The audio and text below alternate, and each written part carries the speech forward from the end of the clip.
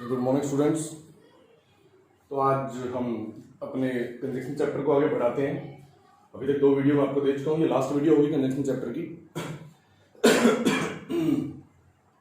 तो कुछ पेयर मैंने आपके सामने लिख रखे हैं जो कोरिलेटिव कंजक्शंस जिनको बोला जाता है। चाहे वो सो दैट है, टू है, एज है, सो एज है, हार्डली व्हेन है, नो सूनर देन है, स्कार्सली व्हेन है, other than, rather than, not only but also, either और, नाइदर नॉर, ऑल्दो, येट। सच के साथ एज भी आता है, दैट भी आता है, बिटवीन के साथ हमेशा एंड आता है, फ्रॉम के साथ टू आता है, बोथ के साथ हमेशा एंड आता है। तो ये जो पेयर हैं, अगर किसी सेंटेंस में सो यूज हुआ है तो उसके साथ हमेशा दैट आएगा, टू नहीं आएगा, टू नहीं आएगा। आई बात समझ में? ये वाला टू आया तो उसके साथ टू ही आएगा, हमेशा इस बात का ध्यान रखना है। ठीक है, तो कुछ पेयर हैं, आप इनको नोट डाउन करें, फिर हम इनके बारे में प्रैक्टिस करेंगे कि इनका यूज कैसे होता है, कैसे नहीं होता है। अंडरस्टैंड? तो अभी आपको बताता हूं कि कैसे यूज होगा, कैसे यूज नहीं होगा। कुछ इंपॉर्टेंट पेयर और भी लिख रखे मैंने जो बहुत बार हमारे कॉमन यूज होते हैं। बिटवीन के साथ हमेशा एंड आता है, फ्रॉम के साथ हमेशा टू आता है, बोथ के साथ हमेशा एंड आता है। इस बात को हमेशा ध्यान में रखें। ठीक है, ये मैं पहले बता चुका हूं, not only but also, either और, नाइदर नॉर। कोऑर्डिनेट कंजक्शन में मैंने आपको बताया था। तो कोऑर्डिनेट और सबऑर्डिनेट हमारा कंप्लीट हो चुका है। आज हम कर रहे हैं हमारा कोरिलेटिव कंजक्शन। ठीक है, तो आप इनको नोट करें। अभी हम फर्दर आगे इनकी एक्सरसाइज करते हैं।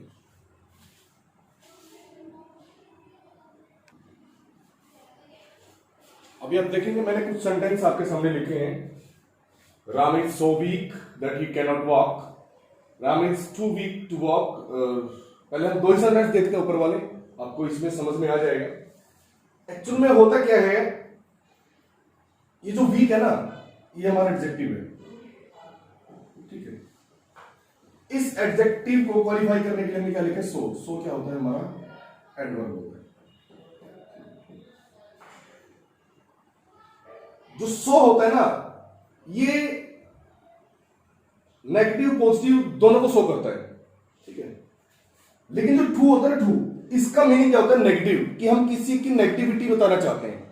सो के साथ ऐसा नहीं होता, सो दोनों ही करता है। हम यहां तक लिखे Ram is so week, sentence तब भी सही है। Ram is so tired, sentence तब भी सही है, गलत नहीं है। राम इज सो वीक, हमने इसकी नेगेटिविटी शो करने के लिए आगे क्या लिख दिया? क्लोज लिख दिया, that he can not walk. तो हमें पता चल गया कि यहां पे जो सो है वो क्या शो करना चाहता है? नेगेटिविटी शो करना चाहता है। मैं यहां पर ऐसे अगर लिखूं राम इज सो हैप्पी, तो सेंटेंस गलत नहीं है, सेंटेंस सही है। जब तक आप उसमें नेगेटिव क्लोज नहीं लिखोगे तब तक हम ये नहीं बता पाएंगे कि सो का यूज यहां पे नेगेटिविटी शो करने के लिए किया गया है। तो एक ही लाइन में आप इस बात को समझें, सो का यूज दोनों के साथ होता है, चाहे वो नेगेटिव हो चाहे वो पॉजिटिव हो।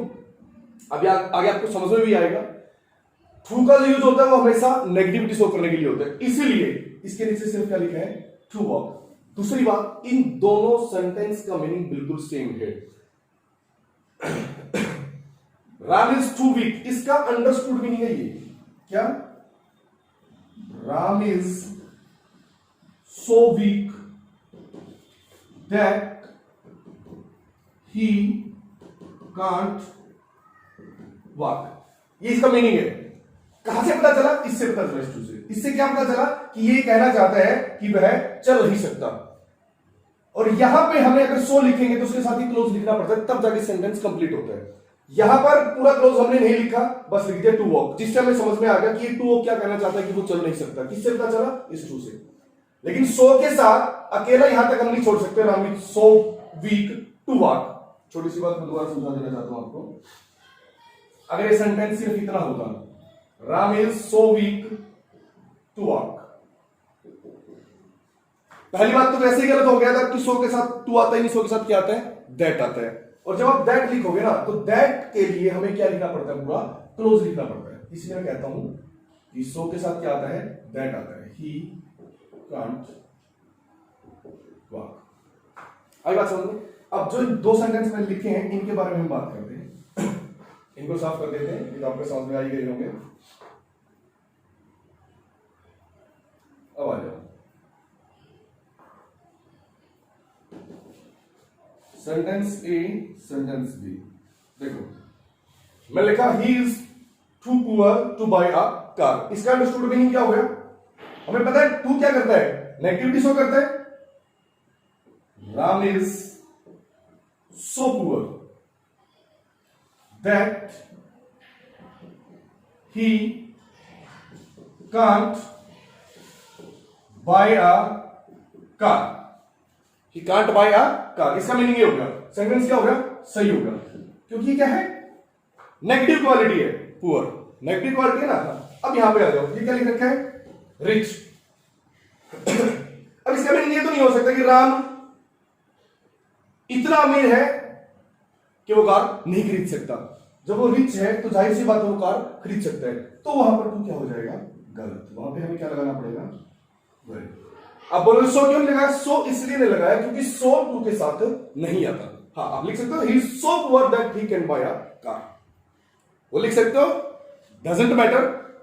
लेकिन आप यहां पर क्या लिखेंगे, वेरी लिखेंगे। He is very rich to buy a car, वह बहुत अमीर है गाड़ी खरीदने के लिए। ही इज टू पुअर, वह बहुत गरीब है, टू बाय अ कार, वह कार नहीं खरीद सकता।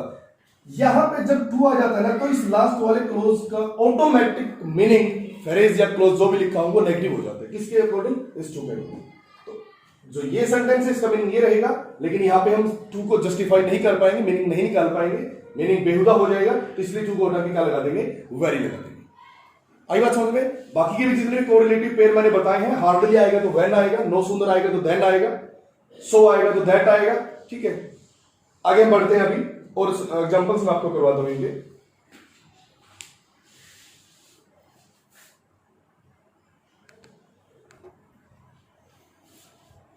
अब आप देखेंगे यहां पर लिख रखा है कंजंक्शंस और प्रेपोजिशन। ध्यान से समझने की बात है। अकेला बिकॉज है तो वो कंजंक्शन कहलाता है, बिकॉज ऑफ है तो प्रेपोजिशन बन जाता है। कंजंक्शन का और प्रेपोजिशन का काम बिल्कुल अलग अलग है। प्रेपोजिशन भी मैं आपको करवा चुका हूं, और कंजंक्शन का लास्ट चल रहा है हमारे पास। इन केस है तो कंजंक्शन है, इन केस ऑफ है तो क्या है, प्रेपोजिशन है। अनलेस है तो कंजंक्शन है, विदाउट है तो प्रेपोजिशन है, दो है तो कंजंक्शन है, डिस्पाइट है तो प्रेपोजिशन। अभी हम इनको समझते हैं कि कैसे है, देखेंगे। कंजंक्शन का काम आप सभी को पता है क्या होता है। कंजंक्शन का काम दो शब्दों को जोड़ना, दो सेंटेंस को जोड़ना, दो फ्रेज को जोड़ना और दो क्लोज को जोड़ना। हर एक बात आपको रिमाइंड रहनी चाहिए कि फ्रेज क्या होता है, क्लोज क्या होता है। ठीक है, फ्रेज तो एक पार्ट ऑफ स्पीच होता है जो नाउन की तरह भी काम कर सकता है, एडवर्ब की तरह भी काम कर सकता है, एडजेक्टिव की तरह भी काम कर सकता है। ठीक है, और क्लोज क्या होता है, क्लोज वो होता है जिसके अंदर सब्जेक्ट और प्रेडिकेट होता है। ठीक है, तो वो एक सेंटेंस की तरह होता है, उसको जोड़ा जाता है किसी कंजंक्शन के द्वारा। तो यहां पे आते हैं, he will contact you in case of an emergency arises। अब बात हम यहां पे करते हैं, यहां पे इन केस आएगा, इन केस ऑफ आएगा, तो ध्यान से समझेंगे। ये तो एक सेंटेंस हो गया, he will contact you। ठीक है, अगर तो ये प्रेपोजिशन है, अब इसको छोड़ दो, क्या है क्या नहीं उसके बाद में बात करेंगे। एन इमरजेंसी अराइजेस, ये क्या है, नाउन है, और ये क्या है, वर्ब है। तो नाउन है तो ये इस वर्ब का क्या हो गया, सब्जेक्ट हो गया। तो ये सब्जेक्ट है, इसका प्रेडिकेट है, ये सब्जेक्ट है, ये इसका प्रेडिकेट है। तो दो क्लोज हो गए हमारे पास, तो दो क्लोज हो गए तो क्या आएगा, प्रेपोजिशन या कंजंक्शन। दो क्लोज को जोड़ने के लिए कंजंक्शन का यूज किया जाता है, ना कि प्रेपोजिशन का। तो यहां से ऑफ हट जाएगा, यहां से क्या हट जाएगा, ऑफ हट जाएगा, इन केस रह जाएगा। दूसरी बात समझने की जो बात है, अगर ये अराइजेस ना हो, सेंटेंस यहीं तक हो बस, तो इन केस ऑफ आएगा। क्यों, क्योंकि फिर ये नाउन इसका क्या बन जाएगा, ऑब्जेक्ट बन जाएगा। आ रही है ना बात समझ में। बताया था पहले प्रेपोजिशन प्लस ऑब्जेक्ट क्या कहलाते हैं, फ्रेज। बहुत बार बता चुका हूं, दिमाग में नहीं रहती बात। प्रेपोजिशन के साथ ऑब्जेक्ट हो तो क्या कहलाता है, फ्रेज। अब यहां पे क्या था, बता देता हूं मैं। ये तो प्रेपोजिशन प्लस ऑब्जेक्ट फ्रेज बन गया। यहां पे सीन क्या था, आप बताता हूं आपको, क्योंकि ये दोनों कंजंक्शन और प्रेपोजिशन दोनों काम करते हैं। देखो, पहले हमारे पास प्रेपोजिशन है, अगर हम इसको प्रेपोजिशन मान के चले इन केस ऑफ को, ठीक है, तो उसके बाद क्या है, नाउन है। अगर इतना होता, इन केस ऑफ और इमरजेंसी होता, तो सेंटेंस सही था, इन केस ऑफ ही आता, वो प्रेपोजिशन ही होती वहां पे। लेकिन नाउन के बाद क्या लिख रखा है, वर्ब। अब ये नाउन इसका ऑब्जेक्ट ना बनके इसका क्या बनेगा, सब्जेक्ट बनेगा, और ये एक क्लोज बन जाएगा। अब ये क्लोज बन गया तो प्रेपोजिशन से तो नहीं जुड़ेगा, फिर उसकी जगह पे क्या आएगा, कंजंक्शन आएगा। आई बात समझ। तो ये बात समझाने की थी जो मैंने आपको समझाई। अब आ जाइए नीचे, हम बात करेंगे डिस्पाइट की। ही सब्जेक्ट है, केप्ट वर्किंग हार्ड उसका क्या है, प्रेडिकेट है। ही सब्जेक्ट है, वॉज नॉट उसका क्या है, प्रेडिकेट है। तो डिस्पाइट, अब हमें दो क्लोज, ये भी क्लोज है, ये भी क्लोज है, दो क्लोज को जोड़ने के लिए प्रेपोजिशन चाहिए या कंजक्शन चाहिए? जाहिर सी बात है कंजक्शन आएगा, तो डिस्पाइट तो नहीं आएगा, क्या आएगा? तो अब यहां पे आ जाओ, यहां पे क्या लिख रखा है, दो लिख रखे हैं।